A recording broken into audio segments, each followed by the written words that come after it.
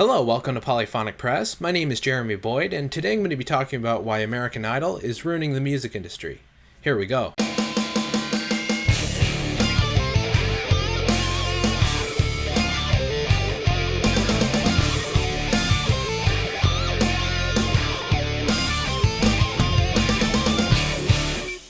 So why is American Idol ruining the music industry? You could actually argue the opposite and argue that it's actually helping people get their name out there as singers. I think becoming a singer and a songwriter is a pretty valid dream, and it's something that you should strive for if that's what you really want to do. If you're really into music and you feel like you've got something to say, by all means go ahead and pursue that as a career. But in my opinion, I really don't think American Idol is the way to go. Shows like American Idol and The Voice turn something like music that's supposed to be an artistic and emotional expression and turn it into a competition. They don't judge singers on their ability to convey emotion, but rather their technical ability and the way they hit the notes. I've said it before, but Bob Dylan really is one of my favorite singers because you believe every single word he says. And he's also been at the forefront of some of the most significant political movements in the 20th century. But if he were a young songwriter today and went on American Idol and sang Blowin' in the Wind, I highly doubt that he would even get past the first round. They would probably automatically pass on him because he's not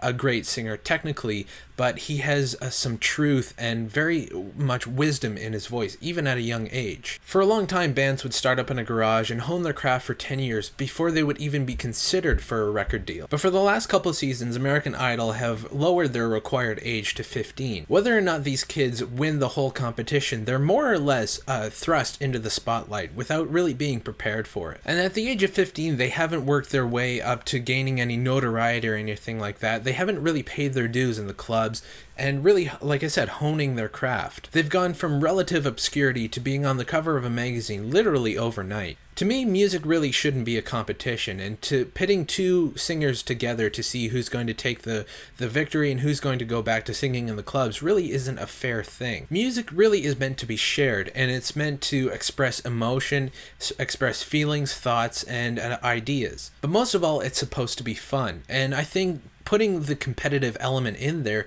really takes the fun out of singing or playing guitar or, beating on a drum or something like that. If it's not enough to just play the music, then you shouldn't be in it in the first place. If you're seeking fame and you're seeking to be on the cover of People magazine or something like that, get out of it, because that's not something that's not what lasts. What lasts is gaining respect and, saying some things that may be controversial, but come by it honestly. So when you treat it like a sport, you're really taking the fun out of the whole purpose of getting into music. And it's very easy to lose sight to why you started singing or playing guitar in the first place. I know people like to think that American Idol gets people's names out there as singers, but let me ask you a question.